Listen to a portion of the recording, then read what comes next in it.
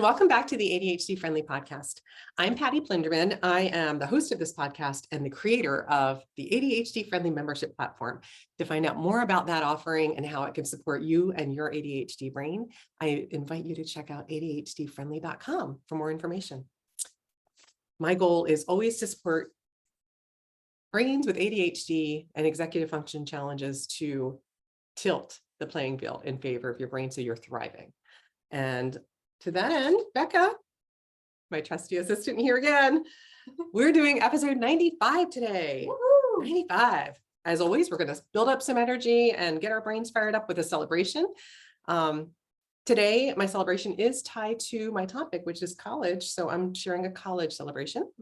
And then my ADHD-friendly tool is behind me. I'm going to talk about how to use semester calendars to support yourself or the student in your life. And then the main topic for today, back to school college edition. So lots of information on back to school is out there. I'm going to be really focusing on college students because I've got one going off to school for the first time this year. So it's very sparkly and very present of mind. And I've been working with college students for as long as I've been a coach, and I have lots of resources and tools. So I thought I'm going to just focus in on college because oh my gosh, but most of them can be adapted. If you have a younger student, you can certainly use these for a student of any age, including yourself. I use them myself too. Yeah. I'm not in college anymore, but I still use all these tools. There you go. And then as always, at the end, I'm going to highlight what's coming up in next week's episode of ADHD Friendly. But let's jump in with my celebration. Here it is. Okay, so my celebration, I've shared I have 4 kids. The youngest of my 4 is going to college. Going to college this month. It's a very exciting time. It's filled with a lot of excitement, but also as a parent and knowing the challenges of that transition from high school to college with ADHD brain wiring, just how would I phrase it? A heightened awareness of the need to really pin down what strategies will they use to support their brain so that we're making that transition as seamless as possible. Going from high school to college is definitely one of those big life events that requires a higher level of executive functioning. And a lot of times our kids don't really have, without external tools, what they need to be able to jump to that next level and succeed, and certainly not with ease. So I always want to support less stress, less difficulty, more success by embracing what we need and using the tools that can help us. So my celebration is that she's going off to college, but my last kid is, I celebrated before that they graduated high school. Now they're going off to college.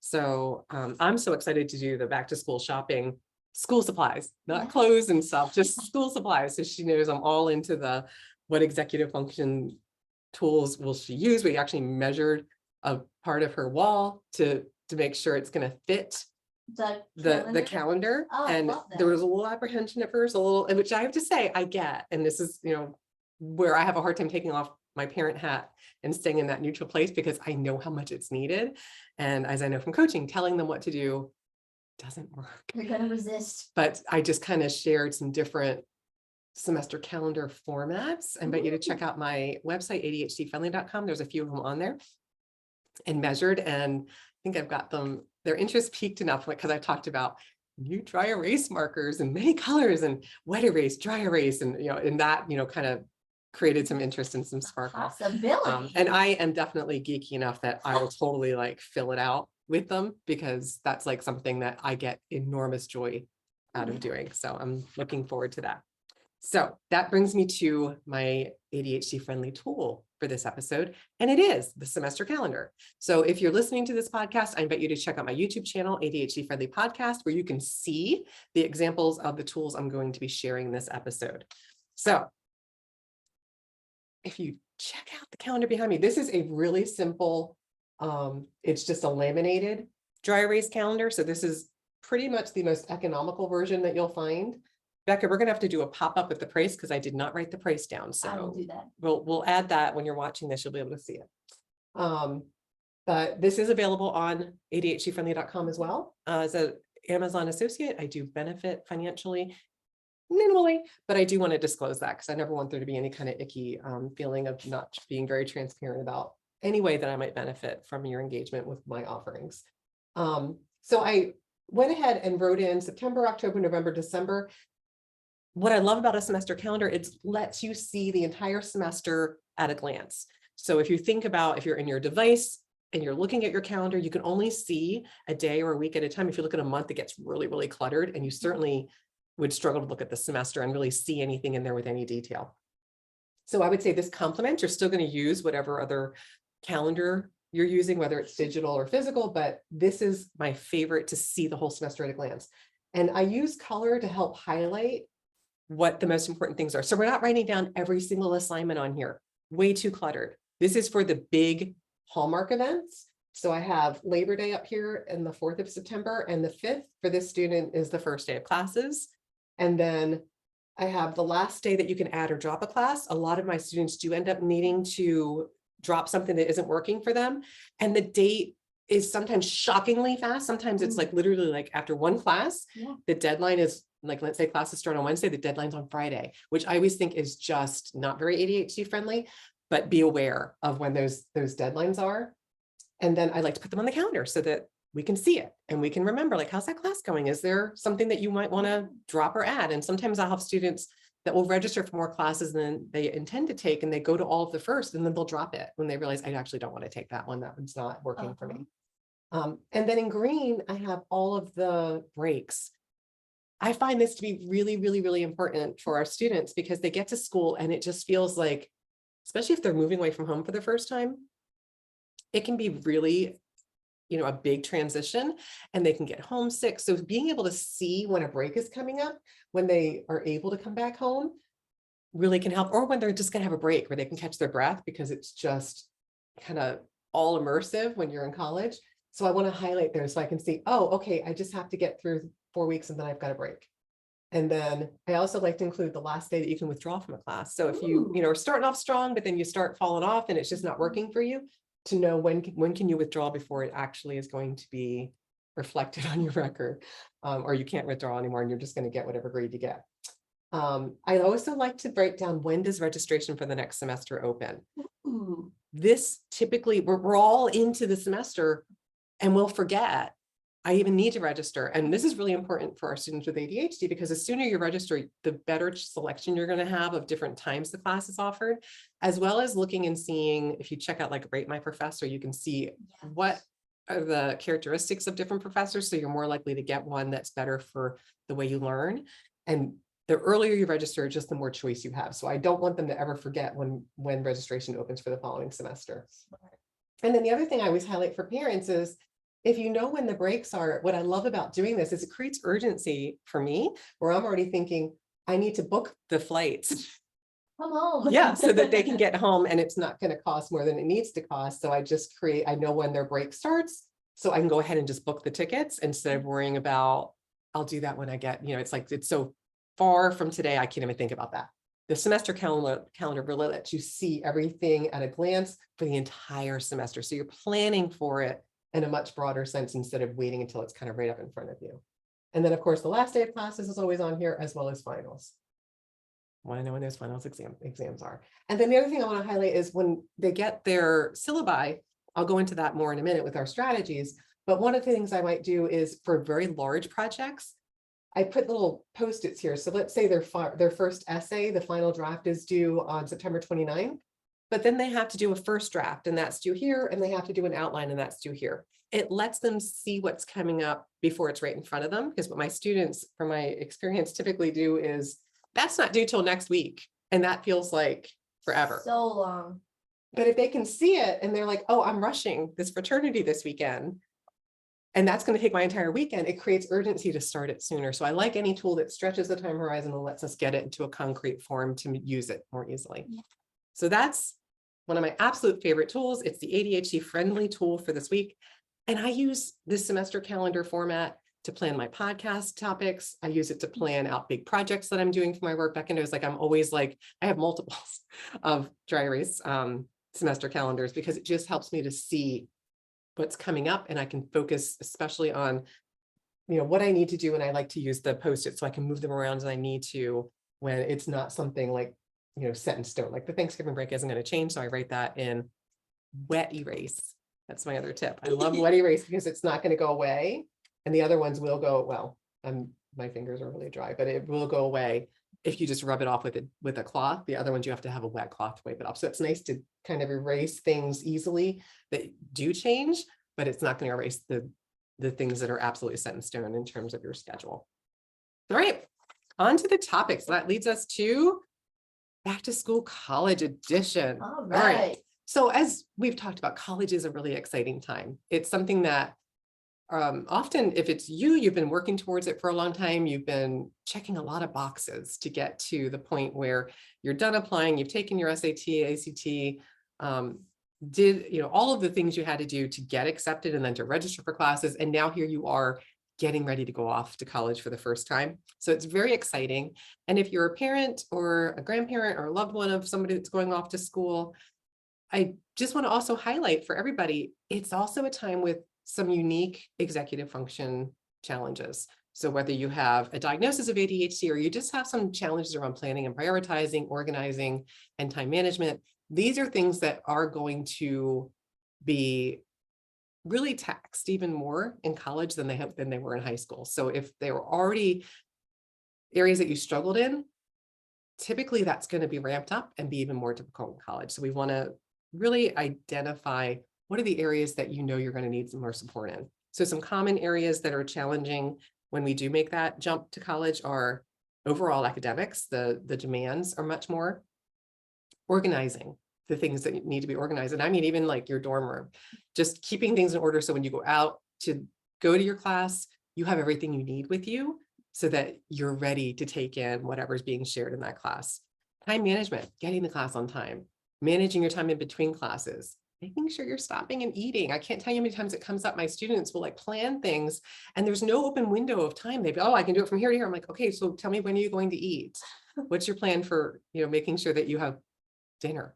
And it's like, oh, that's right. So it's like literally like thinking through how do you manage your time, planning and prioritizing your activities. And then of course, social challenges. For some of the students that I work with, the social challenges are tied to just social skills being impacted. So having a lot of social stress and uncertainty and kind of avoiding social situations, to being so overstimulated by the social situations, it being so just sparkly that it gets in the way of doing anything else, because it's like, oh, I now have all of these opportunities, and saying no can be really difficult or can feel like we're going to miss out. So we're doing all these social things and maybe missing classes or not doing the assignments in time. So they're being turned in late or not at all. So the social challenges kind of run the gambit. And then you also may have been receiving, or if you're a parent, may have been providing executive function scaffolding. So kind of like a safety net around these skills. Maybe you've been supporting your kids to wake up and get to school on time, or reminding them of their assignments. Often once they go off to college, they're on their own. And if they're not used to doing this, it just creates this big gap that often they can't kind of cross. So keeping that in mind and thinking about what will they need in place of the support they've received at home or at school to support them while they're at college. I always like to, the best way I heard this described back, I don't think I've said this out loud to you. The best way I heard it described was at a conference a number of years ago, where the person was talking about the transition from high school to college, and they compared college, being away at school, like being on a cruise ship that has 24/7 activities and buffets and, just all entertainment all the time. And you're still expecting them to get up and go to an 8 a.m. chemistry class. No kidding. It's like, where's the interest? Remember, our brains are wired for interest. And you're, just expecting them to rein it in and be responsible and get to sleep on time and set alarms to get up, and the follow through with going and showing up for a class that maybe isn't something that they find easy or interesting. So we really need to be mindful of acknowledging this is a very challenging environment to navigate, and what will they need to support themselves to succeed. So with that in mind, let me show you some ADHD-friendly strategies to support yourself or the loved one in your life heading off to school. So let's start with classes. Okay. All right, so they're probably already registered. Hope. Try. Since classes are, probably starting in a week or two. Make sure that the add drop deadlines are everybody's aware of them so that they don't get missed if something does need to get dropped or replaced. Maybe a reminder in the calendar, some kind of a prompt that isn't going to fall off the radar. The syllabi, I love, love, love syllabi. I always encourage my students to send me every single syllabus, and I've been really lucky. My students really do follow through with that. And the tool that I do, I always tell them I do this for myself, but I share it with them if it interests them, is I take the syllabi, and if there's assignments listed in the syllabus, I type them up in a spreadsheet and I color code what the class is. And then I just type them all in. I highlight if it's an exam or a test, and I'm just realizing my nails are horrific, guys. Sorry if you're still like really using my nails in this and they need to be done. Okay, I digress. And then I sort it by due date. So I have a really quick reference sheet, because what I find is, for me, when I'm coaching students, if they start talking about things that are due, I can't hold that in my head. I have really impacted working memory. So I can't focus on what they're saying if I can't see it. So having the visual supports me, and then I just share it with them if they want a copy of it to support themselves. But having this has really helped. And I'm just sharing one that one of my students added a column where they updated where they were. So I could always see, did they complete it? Did they turn it on time or not? And I just loved that they found it something that they can engage with and use to keep in front of their minds what was coming up, what did they need to do so they could see it. The other thing I want to highlight about syllabuses is I think of them as like looking for like little hidden Easter eggs. Yeah. Some professors, not a lot, but some professors will hide little things in there that they know you're only going to find it if you've actually read the whole thing. And so it might say deep in a paragraph somewhere towards the end of the syllabus, if you're reading this, if you shoot me an email and tell me this page number, referencing the syllabi, they might give you 10 extra credit points. I love it. So like, I love reading syllabuses. I know I'm in the minority. I'm a little bit of a geek when it comes to that. I just find them so interesting that I love reading them. So as much as possible, really want to encourage students, especially if they're digital, to print them. And here's one of my other tips. And again, this is just from my personal experience. If your student will need to print things and you have the means to provide a printer for their dorm room, please provide the printer. It is so much easier for them to have it on hand of their own instead of having to print it, even if there's like a common room, but it never has paper, or they have to go to the library and they have to like literally plan a separate outing to get to the library to hook up and use their computer, or use their computer to hook up to the Wi-Fi there and print at the library. It's just more steps. I always want to say, let's keep this as easy as possible. You can find really reasonably priced printers. There's one on my website again, ADHD-friendly. My personal favorite, the Epson Eco Tank, where its ink price is very inexpensive. The printer itself, a little more expensive than some, but the ink is very inexpensive. But I'm just a big fan of, if you at all have the ability to provide a printer and they're allowed to have it in their room, it's so worth the investment just to get them one. And in case in point, the syllabi will all be digital. It creates a lot of resistance to go in and look at it digitally. If you have it printed, they have a physical copy, they keep it in their bag, in their binder. It's just so much easier to reference it. So printers can be really, really helpful, especially because they get a lot of readings often that are PDF format. And if they're reading on their device, it's really hard to take in that information. There's no way to highlight, underline, remember to go back. You might be able to like highlight it in, like the digital format. It just doesn't stick out the same way it does when you're physically holding the book or the paper and highlighting it by hand, and you can, write on the margins of the paper if you print it. So I'm a big fan of getting printers. Classroom, really quick tip. Don't sit in the very back row of the class. Just don't do it. First day of class, we tend to, kind of be creatures of habit. We tend to go in and sit and then stay in the seat we sat in for the entire semester. That first day, support yourself, get there a couple minutes early. If you tend to know that you like to sit in the back and almost be like invisible, I challenge you, try to sit somewhere in the middle where you're not likely to be all alone. If you have a chance to talk with those around you, to ask questions more easily, or just to have less distractions between you and the professor, you sit in the back, you have so many things pulling your attention between you and the person standing at the front of the room trying to share the information. Really encourage you to try just to get a little bit outside of the back row. Anything closer is more than nothing. Back row, it's just easier not to go to class. It's easier not to pay attention. It just supports our focus the closer we are that you can tolerate. And it also makes it more likely you will engage with people around you. So if you didn't hear something or you missed something, you'll be able to talk with those around you and maybe, even get contact information the first day of class, easiest the first day of class. So that if you do have a question, you can text somebody after and say, hey, I'm really confused. Am I reading the right thing? Or was this what you heard? Instead of being on your own and just kind of toughing it out and trying to figure it out on your own. Okay. Next is organize. And by that, I want you to really think about how you're going to keep up with all the things that are going to be going on while you're at school. So this can be your time, it can be your schedule, it can be your supplies, but the semester calendar is a way to organize when you think about organizing what's coming up so you can see it. Holidays, if you're going to join clubs, brush a sorority or fraternity, if you're in club sports or participating in the college sport program where you can see all of the different games when you're traveling, there's a lot of details. The other thing that I'll highlight is, Becca knows I love this. I always use a big one, but if a small semester calendar is really more to your liking, I make one of these in a doc. I just kind of grab screenshots of the different months and I put them together in a sheet. And it lets me in again in a glance, just see what's coming up. This is one I use with one of my students where I just write down the dates that I meet with my student so that I can keep it in track and I can just look at it in one glance.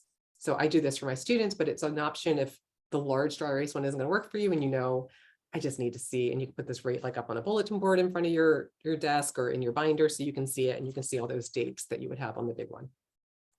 And then the other tool that I use to organize and support time management is a weekly schedule. Ooh. And so again, I'm holding this up. I encourage you to check out the podcast on YouTube to see it, where I write down the student's class schedule and the arrow just shows that's how long the class goes. So there's nothing else that can happen during that time because they are busy. And then again, I write in my time. I send this to them so they can see how I'm seeing their time. I make 16 copies of these. I typically meet with students 16 times during the course of the semester. And I have a fresh one for every week. So when they start talking about when they're doing things, I literally have their schedule in mind. So it's like, oh, I made an appointment I'm scheduled to work Wednesday at 12. And I'm like, okay, what is there did your class time get moved? And a lot of times it's like, oh my gosh, I didn't, and I wouldn't be able to do that if I couldn't see it. So I just need, again, to support my own working memory to see what their schedule is when they're talking about their schedule so I can see what they're trying to do with their time. So that's another tool that can help organize and hold on to their time with a little bit more of a concrete external tool. Phones, adding your class schedule, really important. I'm really proud of my daughter. She's already done that and went in and added all of her, put it on repeat for the whole semester so she can see it. A binder can be, still that analog, really concrete tool to keep up with all a syllabi for each class, anything that is physically handed out that they need. And then an alarm that will work to actually wake them up. Okay. So it could be just regular alarm. It could be regular like phone alarm, but I always share the Alarmy app. It's just alarm with a Y. There's a paid version. I only use the free version. I always warn people you will hate it, but it will work. So don't use it unless you like really need to get up. Oh, no. So it has a couple of different settings, like they have math settings and you can choose easy, medium, and difficult. Even easy makes me get out paper and pen because it required me to, it was like 637 minus 248 or something where I had to like borrow. And I was like, I cannot do that in my head. And it was going, before you can turn it off, you have to get the problem correct. And so you're fully awake because your brain is engaged, you're doing it. But I absolutely despised that because I literally was like, where's my calculator? But I couldn't get to it because the alarm was going off. That would be so much anxiety. Yes, but if I have students that love math and this really works for them. Okay. But it has a feature where you can also take a picture. And the thing I'll always share with this is take a picture of something that will not change. So I've had students like take a picture of like the bath towel rack, but the towel was missing the next morning or it was moved and you have to take the exact same picture. So you need to take a picture of something that will not change. So it can be a picture of the back of the door or a picture of, something on the wall, but not something that will move, like not like the sink. If there's possible that something will be added to the countertop that wasn't there, you need to create the exact same picture. But what I like about that is it forces you to get out of bed to take the picture. So it's like your brain, again, you might go back to bed, but it's a lot less likely if you're already out of bed and you're like trying to, line up the picture to take the exact same picture to get the alarm to turn off. So Alarmy is the thing you will hate, but it will work. All right. Next, medication. So if you're taking medication to support your ADHD brain, I want you to think about before you go to school, how are you going to keep up with your medication? And by that, I mean, meeting with the doctor. Are you going local and you can keep up with your current doctor? Do you need to find a doctor if you're going away to college where it's not possible? Can you meet remotely with your doctor? Do you need to physically find a doctor in your location? Do you want to check out the college health services center to see what the options are there? Sometimes they require documentation of your diagnosis if you're going to need a stimulant medication refill. So find out what's required before you go, so you have a plan for getting the medication that you'll need to really support your focus while you're in college.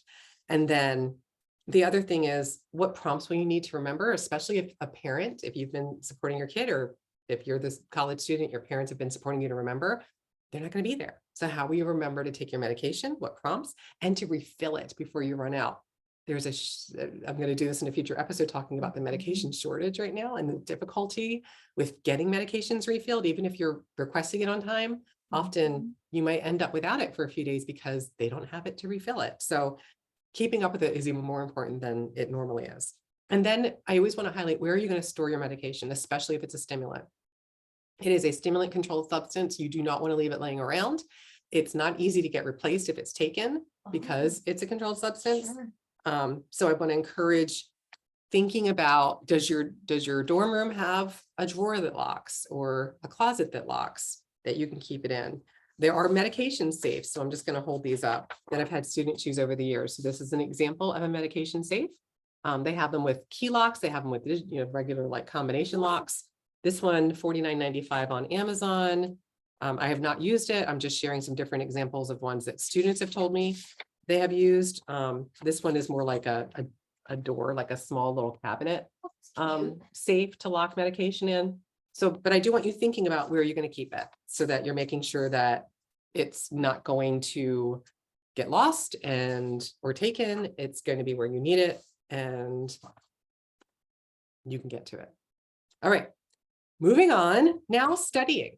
When you think about needing to do the readings, needing to study, needing to write papers, what's that going to look like? We often think, yeah, I've got plenty of time to do that, but we don't plan the time to do it. So I want you to think about what will work for you. And remember, no one size fits all.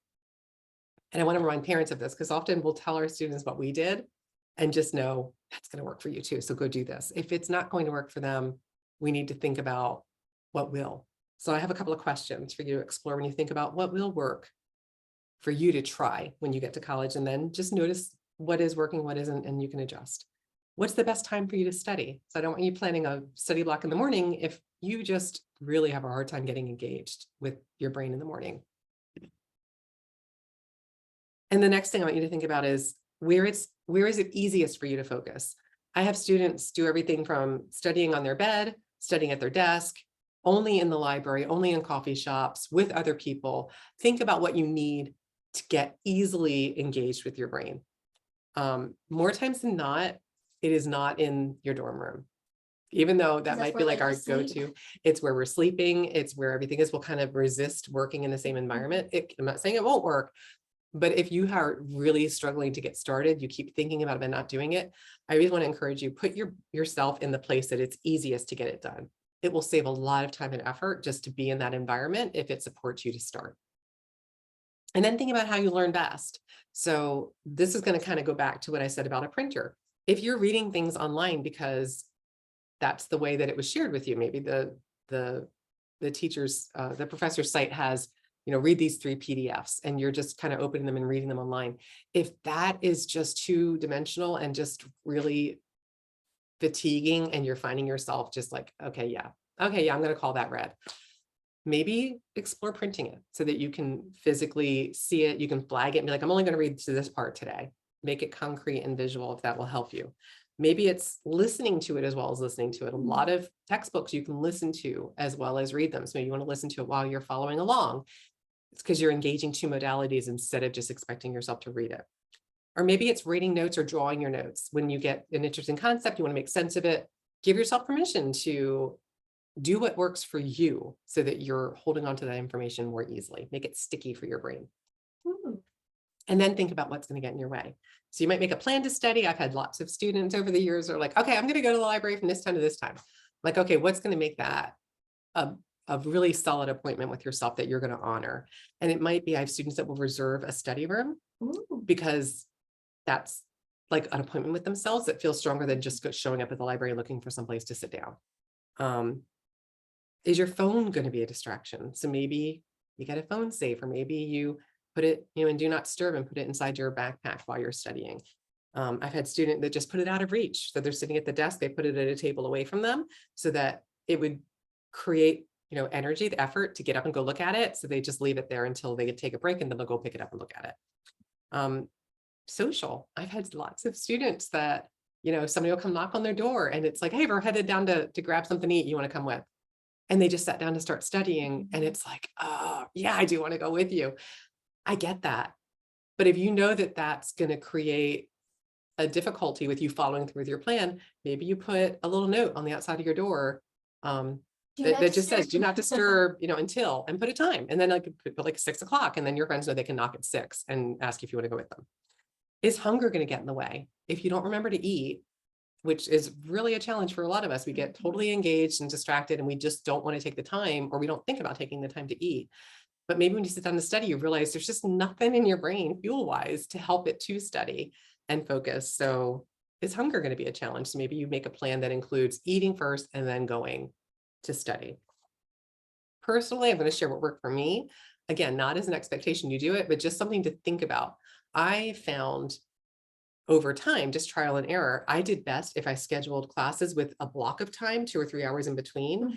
And it was too much time to ignore, it was kind of but it wasn't enough time to go back to the room and really, have that be productive. Or it was like, what am I going to do with this? So I just made it like library time, where I would leave the one class, I would go to the library, I would set an alarm so I didn't lose track of time and miss the beginning of the next class. And I just made that a work block so that when I got to my after class at the end of the day, I didn't have to still do a lot of work. Or I did the things that required the most focus, so I'd have something light to do at night, and it wasn't going to require a lot of effort on my part. And I really found that structure over time worked. So especially if this is your first semester of college, think about what habits and routines you want to establish that will support yourself throughout the entire length of your college career, because you really are setting up some different pieces that can work either for you or against you. So just experiment and try it. You can always change it. You're not telling yourself you have to do it every single work block that you have for the rest of the time you're at college. Just try it and notice how it works. Because what I found is it worked so well. I looked for them, and I intentionally scheduled classes going forward to look for those times that I could automatically block and just go to the library and get work done. If you're not sure what your strengths and challenges are, I have so many students that work with me who will tell me when they're in college that they'll start working with me in college, and they're like, I never had to study in high school. So they don't even know how to study.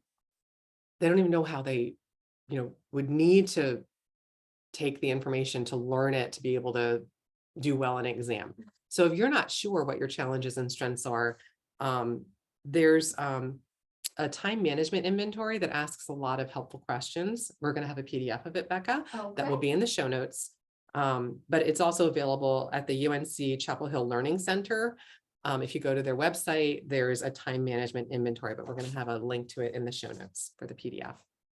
All right, moving on. I know this is a long one, guys. Take a little break if you need to. Come back. I've got just 2 more areas. The first is accommodations. So if you had accommodations in high school and you're going to be having them again in college, I invite you to think about what worked. And remember, when you go to school in college, unlike high school, it's up to you to advocate for yourself and get accommodations approved. The school is not going to be the one driving that, you are. It's a big shift. Yeah. It's a process. You can definitely do it, but I want to support you to be thinking about, what do I need to succeed in college? Do I need to ask for some accommodations? So it's up to the student to set them up. I want you to think about what worked for you. If you don't have accommodations in high school or you never needed them, doesn't mean you won't benefit from them in college. So I just want you to be thinking about where might it be difficult for you and what might make that level it out so that you can succeed. Know how your brain wiring impacts your ability to succeed academically. And then I invite you to contact, they're called different things. Some of them are called the DSO, like the Disability Services Office, or the Accessibility Resources and Services Office, whatever the term is for the school that you're going to. Look at what's required documentation wise, what's the process, see what accommodations they offer so you can see which ones you might want to request. Schedule a meeting to determine if the accommodations will be approved for you. And then I encourage you at that meeting, take notes or record it. Ask if you can record it. If you aren't able to take notes that you feel like are really going to support you to remember what was said, record it if they'll let you so that you can go back and listen to it. And you're remembering not only what you asked for, what they granted, and what the procedures are, because that meeting doesn't mean that they're in place. There's another step. Often it's maybe just taking the form and emailing it to your professors for the classes that you're requesting those accommodations. And some examples of accommodations could be that you're just requesting maybe extended test time or to test in a separate environment. If you get really distracted by, I've had students that, students just kind of like moving their pen back and forth or tapping their fingers.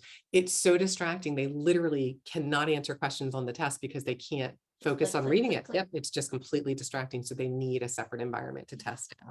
So just find out what the procedures are, what you want to request, document it, and then remember to follow through with, once you have the accommodations in place, what you need to do to make your professors aware. Sometimes you have to meet with them. I would encourage that if you can, in the first class, just kind of say, hey, I'm so-and-so, I have a accommodations request. I emailed it to you. Let me know if you have any questions or if there's anything else I need to do to take advantage of that.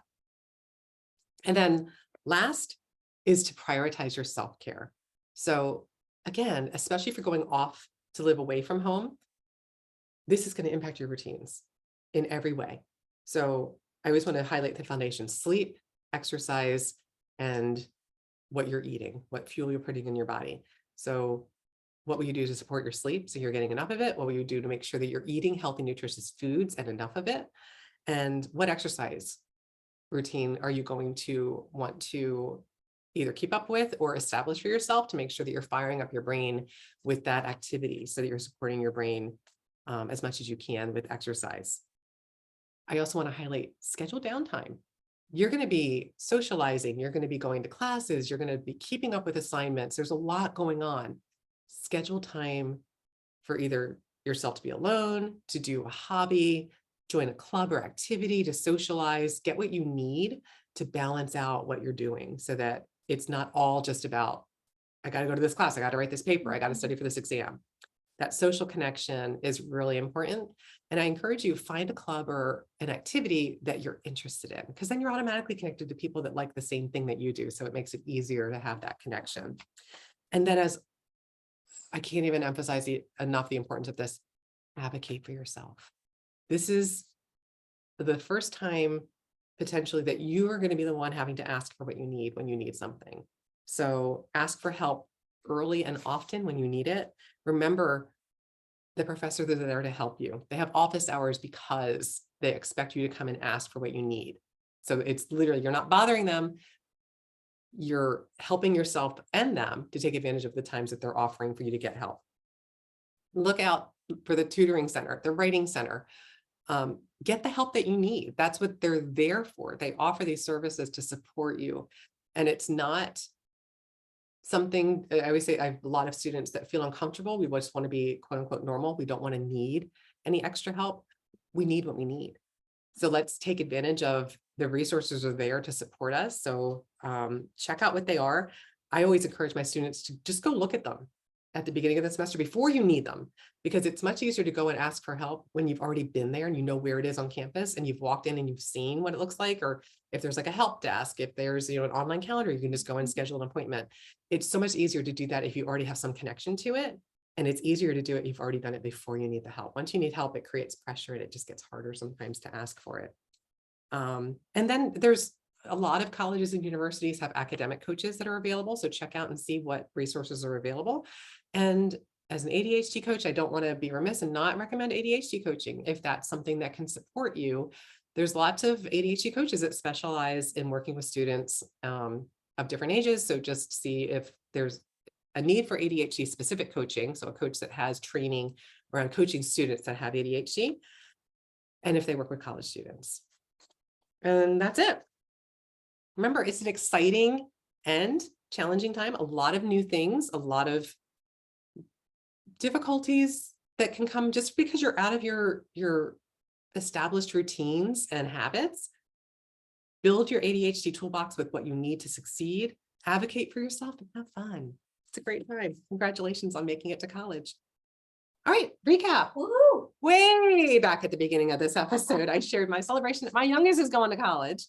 And then I shared my ADHD-friendly tool, the semester calendar. I stinking love a semester calendar, Becca. So great. They are so fabulous at supporting your brain to see in one glance what's coming up with tremendous ease. So semester calendars. And then of course, the topic we just wrapped up, back to school college edition with just some overall highlights. I swear I could teach an entire, 6-week easy course on how to support the transition from college to high school. I've thought about it a lot. I've never put structure into offering it in the summer. Summer's my break time too, but I just wanted to highlight some things in case something in there is helpful. And then next week, I'm going to be sharing some information on family traditions.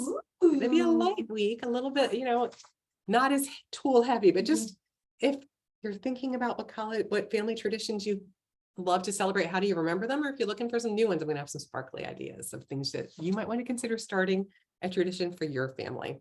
That's it for this episode. As always, take what works for you, leave everything else behind. I share resources out of an ADHD-friendly approach to recognizing we're all individuals, and I just want you to grab what you like and toss what doesn't. I don't have any attachment to it. I'm just sharing it in case it's helpful. And if you want to check out my membership site, ADHD-friendly.com, to see about how ADHD-friendly members get more support and live sessions with me to support their brain to move forward on things that maybe they were having a little bit of difficulty moving forward with on their own. That's it for now. Until next time, tally ho.